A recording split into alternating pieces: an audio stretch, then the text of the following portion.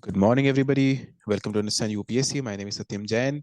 And once again, today we have the honor of hosting Kunal sir, Kunal Rastogi, AIR 15. And he has very again kindly accepted to come here and volunteer to come here, I should say. That will be more right to say, to share all his wisdom and knowledge with us regarding prelims. So there are a lot of important things that we are going to talk in this video. So the entire focus, if I have to say, will be around the last 50 days of the prelims examination now, or I shall say the last 45 days of the prelims examination, starting from say today or tomorrow, whenever you're watching this video, we have 45 days left. So the entire focus would be on these 45 days. Very warm welcome, Kunal. Thank you, sir. Thank you so much for coming here. And what are we going to talk about today? If you can just tell us the first thing.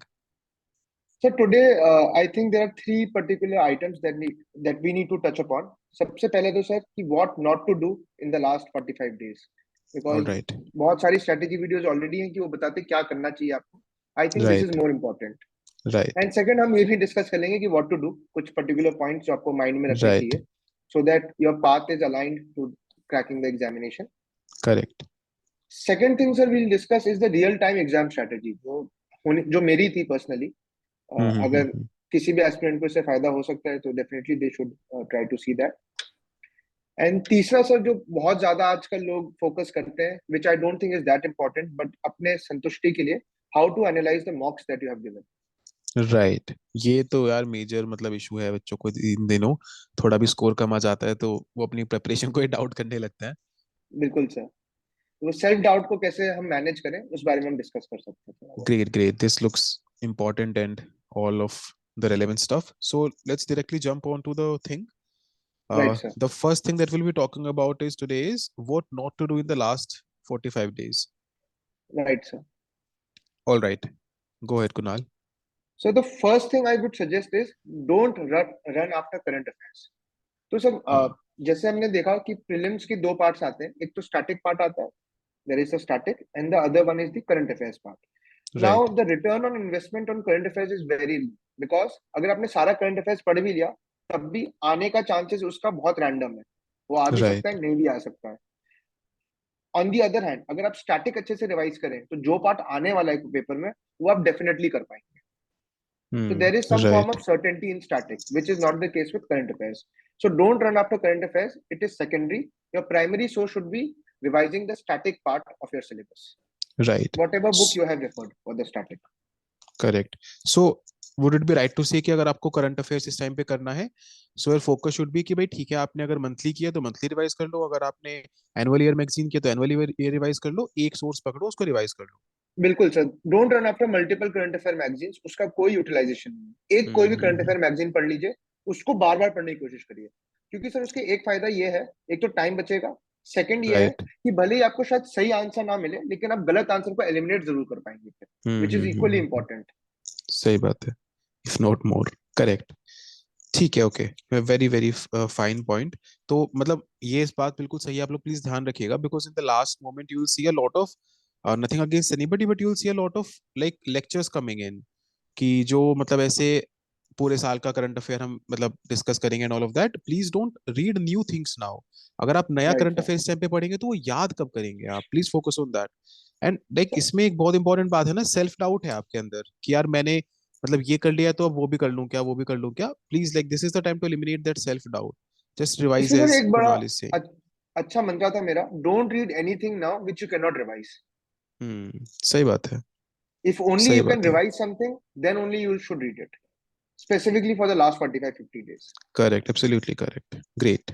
ठीक है. Second thing sir is avoiding writing FLTs.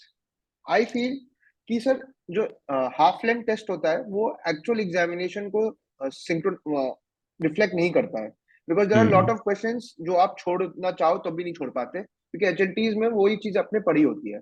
FLT sir is a right. Different ball game, क्योंकि इसमें आपको regularly transit करना पड़ता है एक domain से दूसरे डोमेन, और एक्चुअल करेक्ट. एग्जामिनेशन भी आपका वही चेक करना है.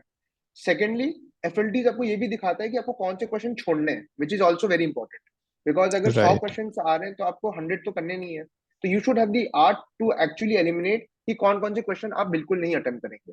Because correct. उसमें नेगेटिव होने की ज्यादा चांसेस है. तो please right FLTs and only based upon that you should device your further strategy. Kunal, if I talk about like this thing, how frequent should be the FLT strategy for now? For like, I understand that this can be very personal. For example, some people believe in giving a lot of mock tests, and some people do not give that number of mock tests. But still, right sir. because like there are like entirely new aspirants here who are writing their first attempt, so right they sir. always have this anxiousness. So, is there like a number in these 45 days that we can try to come up with for GS FLTs, let's say? Sir I feel अब जो last 45 days में है इसमें आपको GS FLTs भी attempt करना है, CSAT के FLTs भी अटेम्प्ट करने हैं, और साथ ही साथ आपको प्रीलिम्स का PYQs भी करना है. Hmm. तो आप हर ऑल्टरनेट डे पे चाहें तो एक GS का FLT दे सकते हैं, लेकिन नॉट मोर देन दैट. मतलब लास्ट 45 डेज में I feel 10 to 12 FLTs are more than sufficient of good coaching institutes. Okay. तो ठीक है, 10 to हाँ, 12 क्योंकि FLTs. हाँ, वो सही है जो आप बोल भी रहे थे कि मतलब लास्ट में तो पीवाईक्यूज की तरफ फोकस शिफ्ट हो जाएगा, तो हाँ सर. इस मई के मंथ में। हाँ सर. 10 राइट, से आप राइट। 15 दे सकते हैं FLTs. और क्योंकि आपको CSAT भी अब देना इक्वली इंपॉर्टेंट है, and I am stressing very much on CSAT because CSAT is going to be the game changer from now onwards. Hmm. आप GS में बहुत लोग मैंने लास्ट ईयर देखे थे who were scoring above 110 115, but their CSAT score right. Was not that great and they couldn't correct, qualify. तो correct, आपको पता करेक्ट, होना करेक्ट, चाहिए कि डिमांड ऑफ द एग्जामिनेशन क्या है. यू ओनली नीड 75 नंबर जैसे लास्ट ईयर था जो कट ऑफ, या करेक्ट। उसी के आसपास होगा. So you have to plan your strategy accordingly. और राइट। सबसे लास्ट वाला जो पार्ट है that is prelim PYQs and CSAT PYQs, they are the most important. इसमें दोनों सी सैट एंड जीएस ना, दे आर हाँ the sir. Most important. They are most important. ये करेक्ट, इनका सेकेंडरी है बाकी सब कोई कुछ. ऑल्टरनेटिव नहीं है।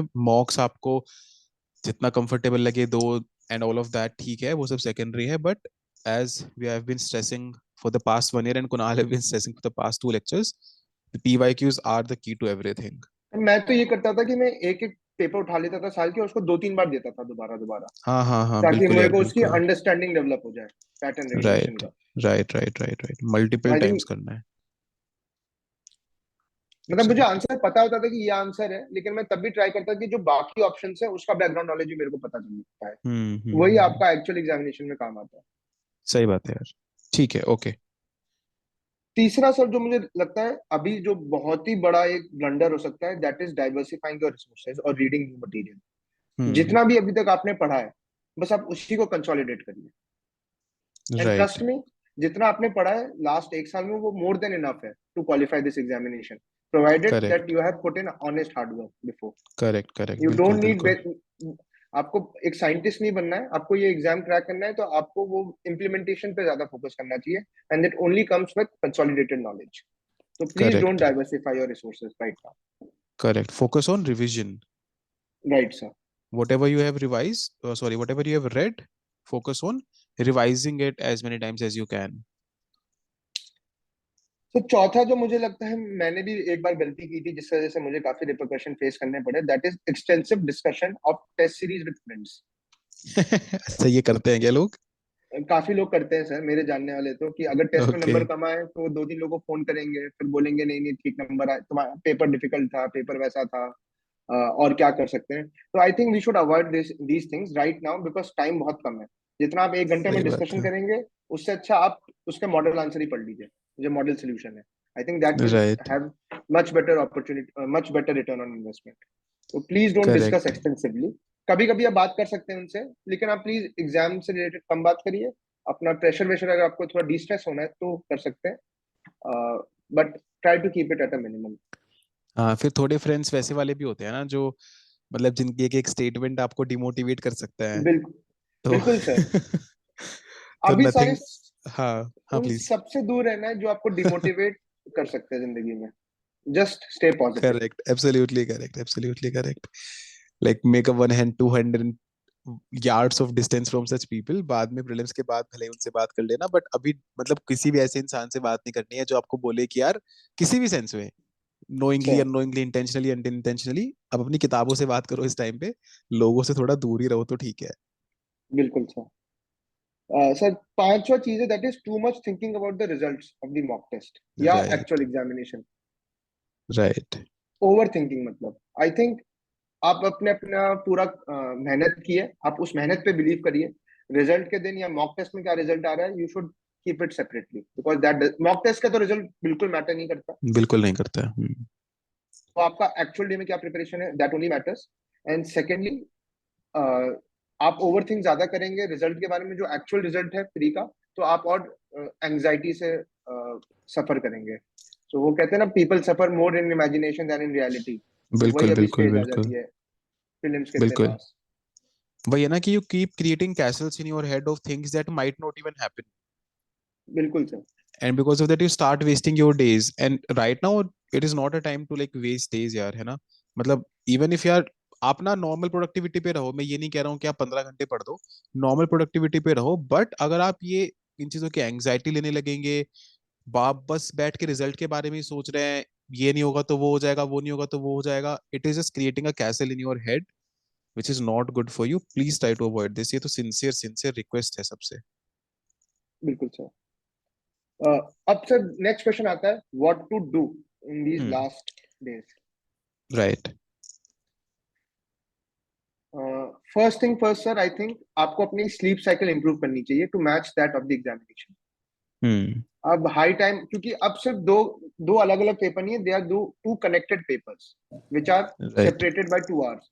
तो आपको अपनी एफिशिएंसी जितनी अच्छी GS1 के टाइम है, उतनी अच्छी एफिशिएंसी CSAT के टाइम भी रखनी है। तो आपको अगर कोई लेट उठ रहा है या दिन में सोता है, तो वो फिर शायद आपके फंक्शंस या एफिशिएंसी पे इफेक्ट करेगा।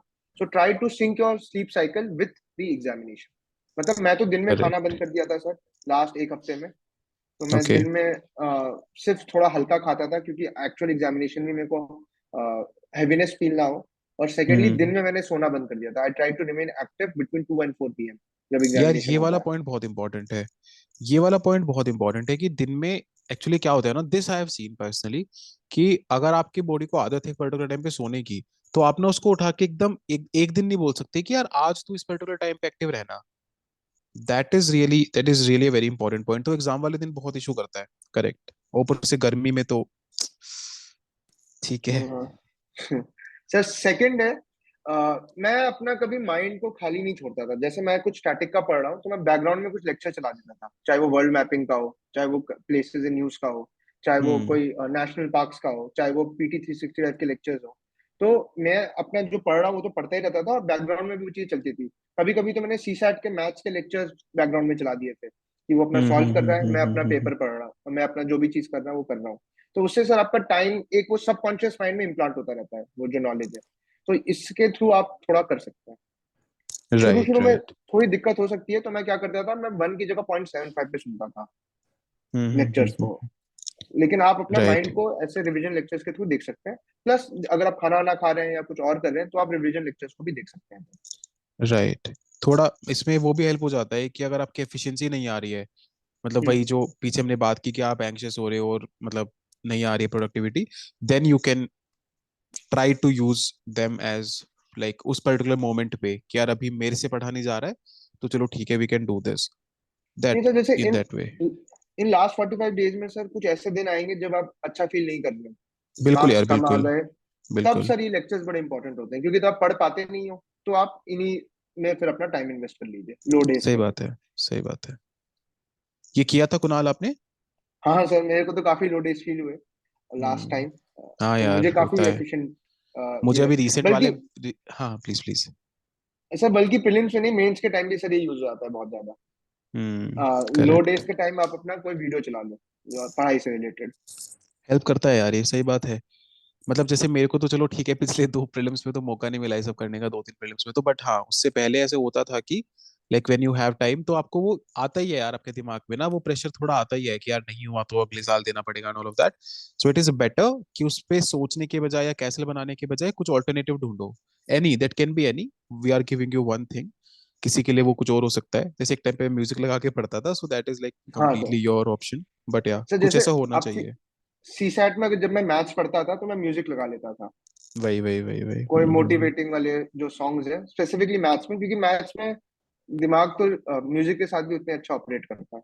लेकिन सर राइट इतना भी नहीं राइट। कर रहे कि इतना भी मत करिए कि आप मैथ्स में तभी कर पाए जब म्यूजिक सुने। ट्रेन ही हो तो जाए आपका दिमाग। ट्रेन ही हो जाए दिमाग, तो you have to make a balance with that as well. Right. तीसरा सर, हम रिवीजन की बार बार बात करते हैं, अब क्वेश्चन आता है क्या क्या रिवाइज करें इन लास्ट हाँ। डेज में। सबसे पहले तो सर स्टैटिक पार्ट में जो आपकी स्टैटिक बुक्स हैं, जो मुझे लगता है बहुत इंपॉर्टेंट है, स्पेसिफिकली जैसे इकोनॉमी का आपका एनसीईआरटी हो गया, हम्म। क्लास 11 का मैक्रो इकोनॉमी। एम लक्ष्मीकांत की बुक हो गई हम्म। पॉलिटी की, पॉलिटी की एनसीईआरटी हो गई क्लास 11 की। ठीक है। ज्योग्राफी का एनसीईआरटी हो गया, ठीक है। और इन्वायरमेंट का मैपिंग, और जो एनिमल्स वगैरह इन यूज है, ठीक है। And places in use. तो ये सब कुछ आप अपना स्टैटिक पार्ट में रिवाइज कर सकते हैं, बिकॉज हर साल इसमें कोई ना कोई क्वेश्चन फंस जाएगा आपका। हम्म। मतलब अराउंड 25-30 क्वेश्चन इन्हीं 4-5 टॉपिक से ही आएंगे। ओके, सो आपने बात की इकोनॉमी, पॉलिटी, ज्योग्राफी और एनवायरनमेंट, 4 सब्जेक्ट स्पेसिफिकली। हाँ sir, right, science and these tech are. वगैरह में ये है कि आरओआई बड़ा उनका रैंडम सा रहता है हर साल, तो आप ये कर सकते हम्म। हैं। दूसरा सर, रिवाइज करना है आपको सीसैट। अब हाँ, सीसैट में सी रिवीजन सेट का तो मतलब क्या यस। है? जो मैथ्स के बेसिक फॉर्मूलाज वगैरह हो गए, काफी लोग बिना फॉर्मूलाज वगैरह करके चले जाते हैं। लेकिन आपको जो बेसिक फॉर्मूलाज है, चाहे मैथ्स का हो। अब जैसे सर मैं देखा था पिछले में ऑड इवन नंबर्स के काफी आ गए थे। अगर किसी को नोटेशन पता है कि ऑड नंबर हमेशा 2n+1 लिखा जाता है और इवन नंबर 2n लिखा जाता है, करेक्ट। तो भी आप आराम से क्वेश्चन को सॉल्व कर सकते थे।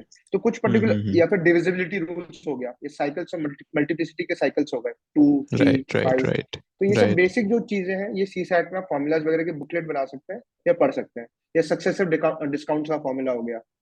तो ये सारी चीजें इंपॉर्टेंट हो जाती है। करेक्ट।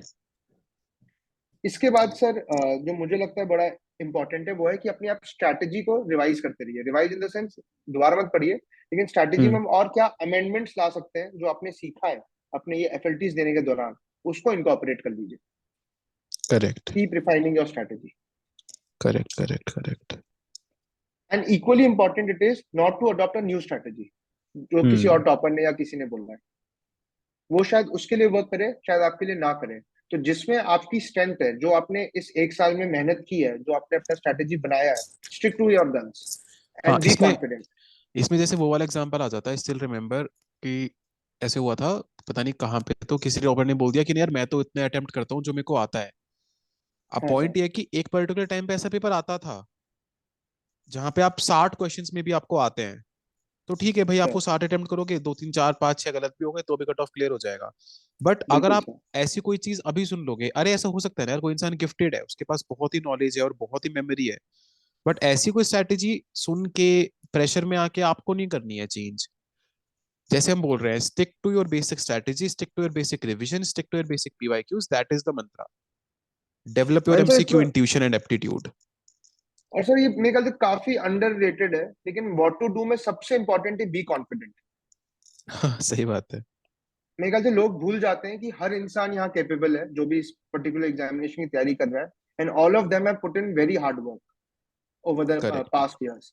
तो be correct. Confident in your abilities. आपकी एबिलिटी सिर्फ आप ही जानते हो, और आप ही को पता है आप इसको कैसे चैनलाइज कर सकते हो एग्जामिनेशन में। Don't listen to many people, stick to your guns. मैं तो सर यही करेक्ट। बोलता हूँ, इन लास्ट 45 डेज में you should be absolutely confident.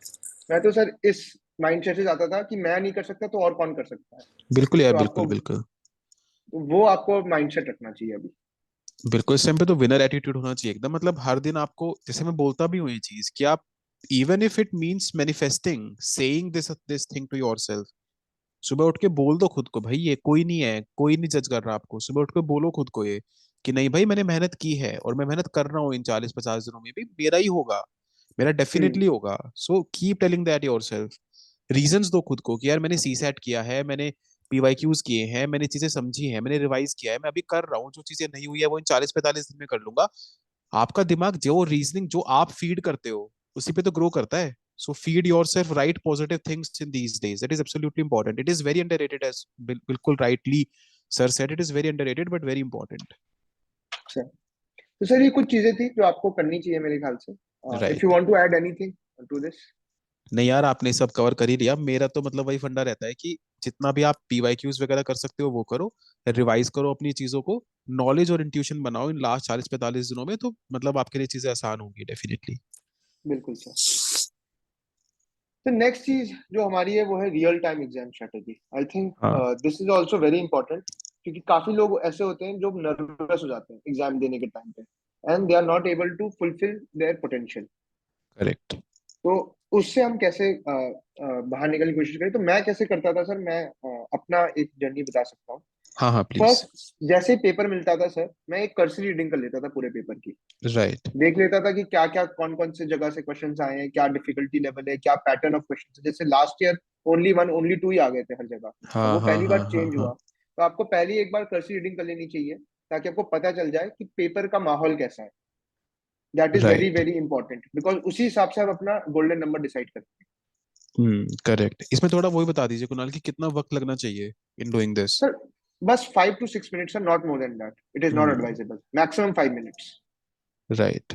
बस इसमें आपको राइट। एक बार बस आंखें घुमानी है सारे पेपर के ऊपर, कि ये क्वेश्चन आया है, यहाँ पे ये सेक्शन है, बस इतना ही। और कुछ नहीं करना है इसमें।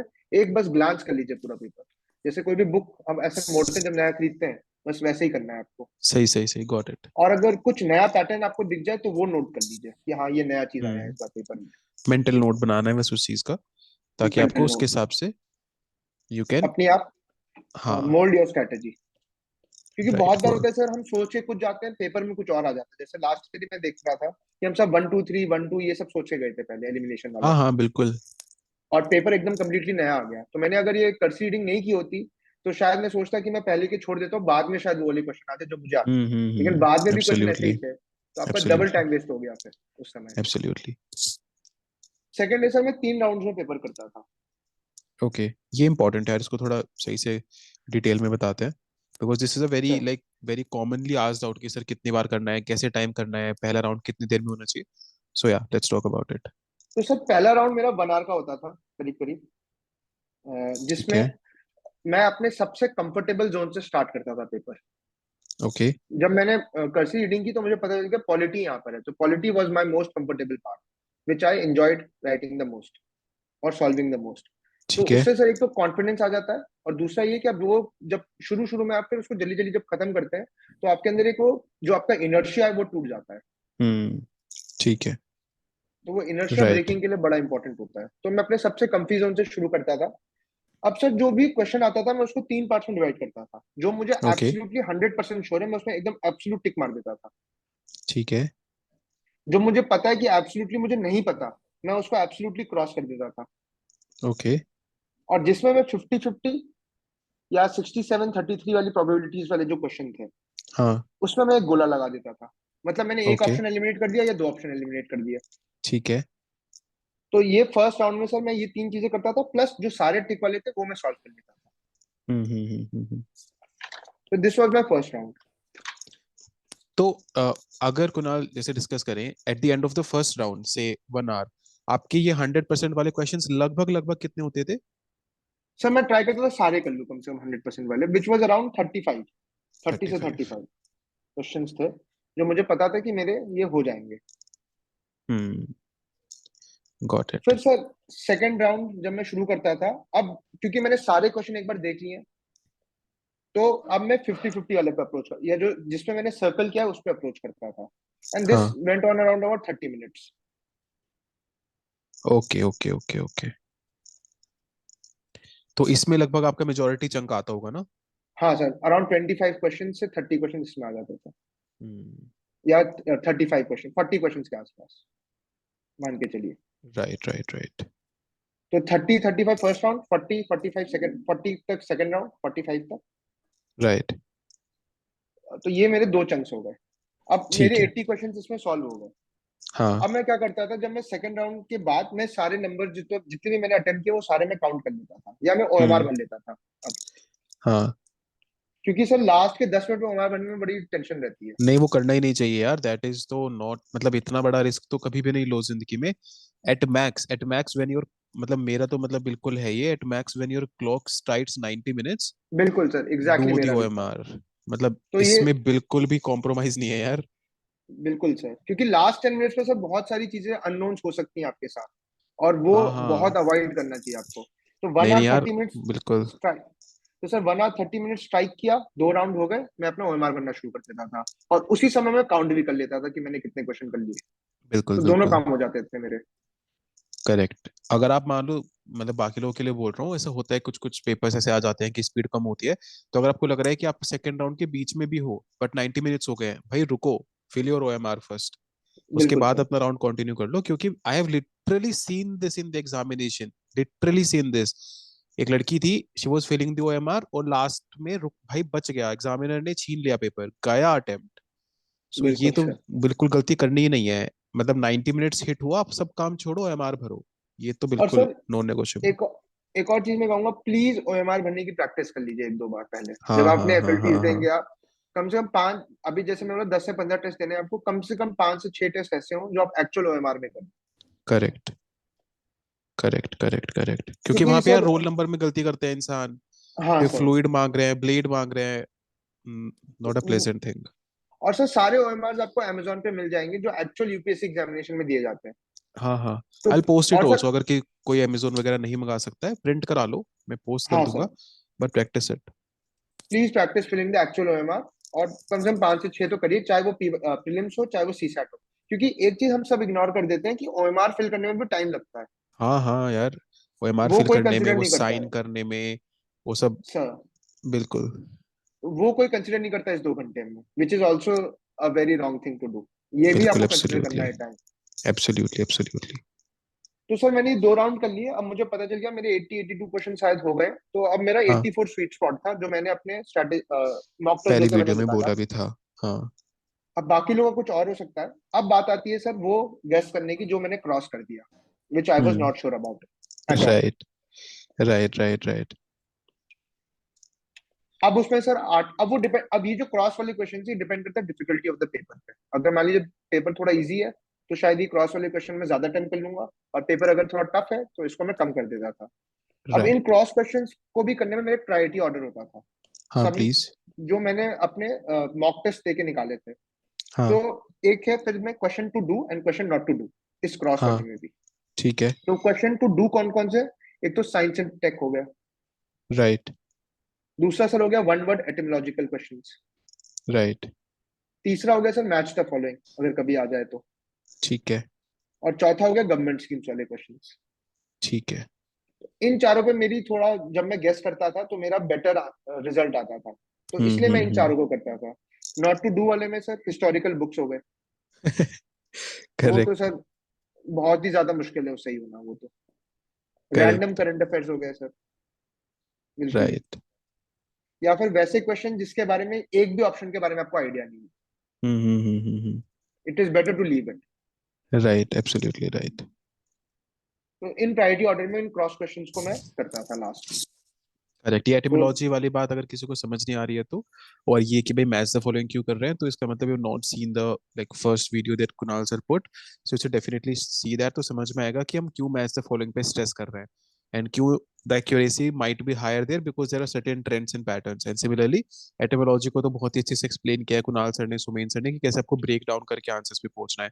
So like this is absolutely important that you have something like this, क्योंकि लास्ट में अगर 3-4 क्वेश्चन आपके ऐसे ठीक हो जाते हैं, फॉर एग्जाम्पल से मैं कह रहा हूँ 2 गलत भी हो गए, 3 ठीक हो गए, that is a huge chunk, that can B the game bill, changer. तो या। बिल्कुल सर। तो this was my basic strategy of attempting the prelims paper. Awesome CSAT का ऑसम। हम किसी और दिन डिस्कस कर लेंगे। हाँ श्योर अ, श्योर श्योर श्योर एक श्योर। और चीज सर जो क्वेश्चन बहुत आ रहा है आजकल, वो है मॉक टेस्ट का analysis. So if you could start, I will pitch in whenever I हाँ फील। हाँ। यार सबसे पहली चीज तो मतलब एक बहुत सिंपल सी चीज है जो मैं हमेशा बोलता हूँ कि like I might have, maybe I don't know a biased opinion on this और not, but please do not जज your preparation on the basis of mock tests. Do not do that. This is entirely possible. Suppose करिए कि आपने कोई ए नाम की coaching के current affairs पढ़े हैं, और आप किसी बी नाम की कोचिंग का मॉक लगा रहे हैं। तो अभी ऐसा हो सकता है ना कि ये जो बी नाम की कोचिंग है, ये जो भी क्वेश्चन पुट इन करेगी वो अपने करंट अफेयर सोर्स से करेगी, तो आपको ये नहीं पता होगा। एंड एज सबसे पहली चीज में, सबसे पहले पॉइंट में कुणाल सर ने बोला, don't run behind random current affairs. तो अब यहाँ पे आपको डिमोटिवेट होने की जरूरत नहीं है कि यार ये वाला करंट अफेयर तो मैंने पढ़ा ही नहीं। It's okay, it's completely okay. मेरे को लगता है कि बस उसको अपने नोट्स में ऐड कर लो, अगर कुछ नया पढ़ रहे हो, नया कुछ मॉक टेस्ट में दिख रहा है, एंड बी डन विद बिल्कुल सर। इट। सेकेंडली मुझे लगता है कि एक चीज है वो यहाँ पे इंपॉर्टेंट है कि अगर अगर आप एनालाइज कर रहे हो तो इस चीज का ध्यान दो कि आपने जो पढ़ा था, which was in your knowledge, या फिर which you have revised something like this, उसमें से आपकी क्या मिस्टेक्स हो रही हैं। अगर ये है, हम्म, अगर ऐसे में मिस्टेक्स हो रही है, तो आपके दिमाग में आना चाहिए कि वाई। क्या कोई कॉन्सेप्चुअल गैप था, क्या कोई नॉलेज गैप था, क्या कोई रिवीजन गैप था, and then fill it then and there. तो मुझे लगता है कि बिल्कुल आपका सर। मॉक एनालिसिस सही रहेगा। तीसरी चीज, जैसे कुणाल भाई ने बोला कि आपके एरियाज आपको पता होने चाहिए when you are doing mocks, कि यार इन वाले चीजों से फिर भी क्वेश्चन ज्यादा बेटर करेक्ट हो रहे हैं, इन वाली चीजों पे गैस कर रहा हूँ तो क्वेश्चंस रॉन्ग हो रहे हैं, ये मेरा एक स्वीट स्पॉट टाइप का है। तो ये चीजें फिगर आउट करिए मॉक से। तो इसमें मैं एक चीज ऐड करना चाहूंगा सर। हाँ प्लीज। मुझे लगता है अगर हम प्रीलिम्स का सिलेबस बांटे 5 चीजों में, तो सबका 5 इक्वली सही नहीं होता। बिल्कुल बिल्कुल जनरली बिल्कुल। जैसे मैं अपना पर्सनल बताऊं तो मेरा पॉलिटी और इकोनॉमी काफी अच्छे थे, काफी स्ट्रांग थे। तो राइट जब भी मैं मॉक टेस्ट देता था तो मैं ये एनालाइज करता था कि कब इन दोनों में तो गलती ना हो मेरी, क्योंकि ये मेरे राइट स्ट्रेंथ है। And correct. If there is some backlash तो फिर मैं और रिवाइज करूँ इस पर्टिकुलर पार्ट को। सही तो बात है, सही ऑलवेज बात है। Try and develop your niche areas जिसमें आपका स्ट्रेंथ ज्यादा रिलेटिवली है बाकी सब्जेक्ट्स में। जैसे हिस्ट्री मेरे से नहीं बिल्कुल। होती थी, I couldn't same. Do history बहुत ज्यादा। तो मैं राइट। अपना फिर इन दोनों चीजों पे फोकस करता था, और मैं इंश्योर करता था कि मैं मॉक टेस्ट भी दूं तो भी मेरे कम से कम इन दोनों एरिया से ठीक नंबर आ जाए। दिस इज इंपॉर्टेंट, क्योंकि मतलब लोग समझते नहीं है इस चीज को, बट अगर आप देखो तो पॉलिटी प्लस इकोनॉमी सपोज करिए, जैसे कुणाल का सही है, मेरा पॉलिटी इकोनॉमी सही था, तो वहां से जितने क्वेश्चंस आएंगे, जो नंबर ऑफ क्वेश्चंस आएगा उसमें से जब आप क्वेश्चन ज्यादा करेक्ट कर लेंगे तो that would take you very close to the cut off. बिल्कुल मतलब आपको सर। बहुत बहुत लंबा रास्ता तय हो जाएगा, तो आपको बहुत चीजों पे ज्यादा पैनिक नहीं करना पड़ेगा। सो मुझे लगता है कि ये वाला एक मतलब मॉक टेस्ट में पॉइंट बहुत इंपॉर्टेंट हो जाता है। लास्टली वही एक बहुत इंपॉर्टेंट पॉइंट है, डू नॉट जज your preparation on the basis of mock test. There can be low scores, there can be high scores, आप बस एनालाइज करिए, नॉलेज में इंप्रूवमेंट करिए, पीवाईक्यू से एप्टीट्यूड डेवलप करिए एंड मूव अहेड। तो इसमें मैं एक चीज ऐड करूंगा, और हाँ प्लीज। अगर आपको कंपैरिजन करना भी है किसी से, तो इट शुड बी हाँ ओनली यू, कि आपके लास्ट राइट। मॉक टेस्ट में कितने नंबर आए थे और आप वहां से कितना इंप्रूव किए। Because at the correct. End of the day you have to cross a cut off. Right. तो आपको बस अपने आप से कंपेयर करना है कि लास्ट टेस्ट में अगर मेरे 60 आए थे तो किन किन एरियाज में मेरे कम नंबर है, मैंने ये वाला टेस्ट किया, क्या मैंने उन एरियाज में इंप्रूवमेंट किया, क्या फाइनल स्कोर में मेरा इंप्रूवमेंट हुआ, क्या टाइम मेरा मैनेजमेंट सही रहा। बस यही सारे पैरामीटर्स आपके होने चाहिए जिसके बेसिस पर मॉक्स को एनालाइज करना। No other parameter is actually necessary. Because बिल्कुल ये मेरिट बिल्कुल। में नहीं आ रहा, इसके नंबर, इट्स जस्ट एब्सोल्युटली यार। क्वालिफाइंग।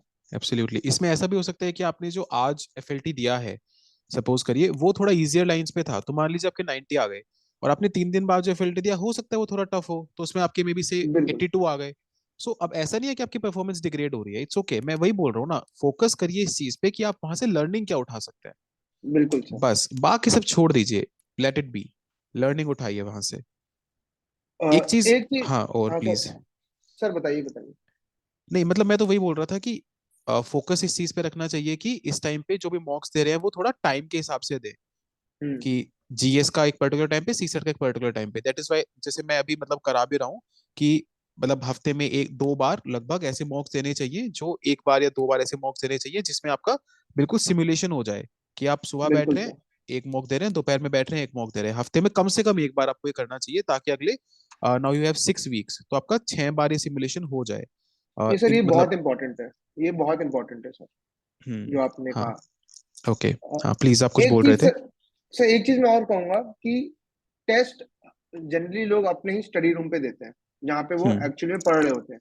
व्हाट आई हाँ सजेस्ट इज कि एक दो टेस्ट आप किसी और कमरे में दीजिए, हाँ हाँ हाँ आपके घर हाँ। के। तो वो आपको एक एक्चुअल थोड़ा सा एंजाइटी, थोड़ा प्रेशर डालेगा, because you are giving it a different actual examination में, आप डिफरेंट रूम में देंगे अपना एग्जामिनेशन। राइट। उसमें भी पंखा धीरे कर दीजिए, थोड़ी कंडीशंस वैसे कर दीजिए कि जो, जैसे इस बार सर मेरे को याद है, मेरा टेस्ट सेंटर जोधपुर में पड़ा था सीसैट का, ओके। और वहां पे उस दिन आंधी आ गई थी। ओके। तो 1.5 आवर के बाद वहां बिजली चली गई थी, और शाम का टाइम हो गया था, अंधेरा हो गया था पूरा। काफी बच्चे अपना डिस्ट्रैक्ट हो गए इस पे, और बहुत लोग नहीं निकल पाया, लेकिन मैं अपना उसमें लगा रहा था। राइट तो राइट, आपको यही भी यही। थोड़े ऐसे रैंडमनेस अपने उसमें लानी चाहिए, ताकि आप ये जो अनप्रिडिक्टेबल इवेंट्स हैं जो एक्चुअल एग्जामिनेशन में हो सकते हैं, उसको आप सिमुलेट कर पाए। एंड दैट ओनली कम जब अपने कंफर्ट जोन से आप बाहर जाएंगे। सो ट्राई बिल्कुल to shift absolutely rooms. Correct. बिल्कुल बिल्कुल, मतलब जैसे मान लीजिए आप जहाँ पढ़ते हैं, है ना, तो उससे कहीं भी दूसरा, मतलब अगर आप नहीं मैनेज कर पा रहे हैं तो छत पे बैठ जाइए, दैट्स कंप्लीटली ओके। थोड़ी बिल्कुल सर। गर्मी लगेगी, थोड़ी शेड में बैठ जाइए छत पे जाके, बट ट्राई टू मतलब अब ऐसे नहीं बोल रहे हम कि ये मतलब ऐसे मैंडेटरी ही है, this is like a suggestion that you can do, तो अगर आप ये करेंगे तो हेल्प होगी। सेकेंडली जो हमने बोला सिमुलेशन टाइम, है ना, कि 9 से 11, 2 से 4, या फिर 3 से 5, जो भी आप जिस भी टाइम पे कंफर्टेबल है, ट्राई टू डू दैट, क्योंकि अभी गर्मी बढ़ेगी तो वो आपको आदत होनी चाहिए आपकी बॉडी को, कि आप वो बीच के बिल्कुल 2-3 घंटे झेल लें, उनमें आपको 15 मिनट का नैप लेना है क्या, रिवाइज करना है क्या, सो वो बहुत इंपॉर्टेंट है, दैट इज एब्सोल्युटली इंपॉर्टेंट। दूसरी एक गलती जो लोग करते हैं इन दिनों में, कि just for the don't give a mock just for the sake of giving a mock, please don't do that. So मैंने हम्म ऐसे देखा है कि ऐसे 9 से 10:30 बजे तक एक मॉक दे दिया, और फिर 11 से 12:30 तक सी सेट का मॉक दे दिया, फिर 1 तक सी सेट का मॉक दे दिया। आई don't think you should be doing this, क्योंकि अभी आपको लग रहा है कि आपने 2 मॉक दे दिए, बट आपका ब्रेन तो 4 घंटे के लिए ट्रेन हुआ ना, जबकि आपको उसको ट्रेन करना है 8:30 से लेके से 5:30 तक। बिल्कुल सर। तो don't do something just for the sake of doing it, कि हाँ सब कर रहे थे मैं भी कर लेता हूँ, do it for the process, do it for the development. Sir ये प्रोसेस ही बहुत इंपॉर्टेंट है, ये 6 घंटा लगातार बैठना है, 7 घंटे अपनी पीक परफॉर्मेंस देना, that does not right. Come in one day.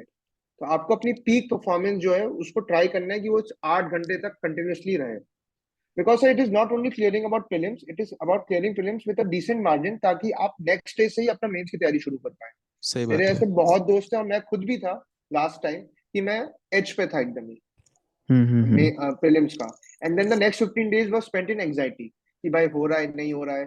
तो अगर अभी आपको कोई गोल बनाना है तो ये है कि कम से कम कट ऑफ से अब 10 नंबर क्लियर है दोनों पेपर्स, 10 से 15 number, then you will hmm. Be absolutely tension free, और आप फिर अगले दिन ही मेंस पे जुट सकते हैं। And that is very correct. Important. Correct. So what is important is right now is that you try to simulate the process, try to be in the process of improvement, so that you are giving a peak performance on that particular day and don't thinking too much about it, क्या उस दिन क्या होगा वो क्या होगा। ठीक है, प्रोसेस में रहिए, धोनी ने बोला है process is more important than results, process आप करेंगे बिल्कुल रिजल्ट आ सर। जाएगा। सो या उन्होंने वर्ल्ड एनीथिंग। कप जीत लिया, आप भी प्रीलिम्स को हाँ आसानी से बीट कर बिल्कुल यार, सकते हैं। वो 30 साल बाद वर्ल्ड कप लेके आ सकते हैं, तो प्रीलिम्स तो फिर कर ही जा सकता है, इट्स ओके। डोंट टेक बिल्कुल too much sir. Pressure, don't take too much load, I we understand है ना, we have been in this process, तो ऐसा नहीं है कि हम समझते नहीं और ज्ञान दे रहे हैं। वी हाँ अंडरस्टैंड हाँ। कि ये 45 दिन बहुत मुश्किल होते हैं, लास्ट के 1.5 महीना बहुत मुश्किल होता है, बट प्लीज अंडरस्टैंड कि अगर मैं अभी आपको 1 साल और दे दूंगा ना, तब भी ऐसा कोई बहुत सब्सटैंशियल डिफरेंस नहीं आएगा।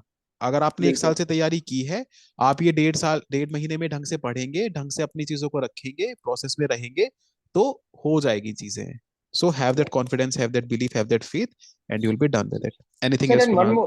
हाँ more and please. One more thing, सबको सर कंटिन्यूसली लगता है कि देयर तैयारी is not up to the mark. जब मैं लास्ट टाइम प्रीलिम्स दे रहा था तो मुझे लग राइट। रहा था कि मैं बहुत सारी और चीजें हैं जो मैं कवर कर सकता हूँ, ये भी हम्म। कर लूँ वो भी कर लूँ। But you have to know this is examination, ऐसा ब्यूटीफुल एग्जामिनेशन है कि ये इसका सिलेबस क्योंकि कभी नहीं एंड होता, तो आप राइट। कभी पूरी तरह से तैयार नहीं हो सकते इस एग्जामिनेशन के लिए। You can only be just ready and not perfectly ready, और उस जस्ट रेडी में ही आपको ये एग्जामिनेशन निकालना है।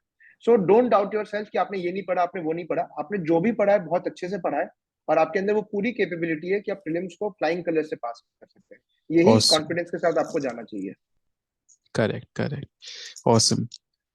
So I hope these particular tips, these are not just tips but proper strategy of the last 45 days.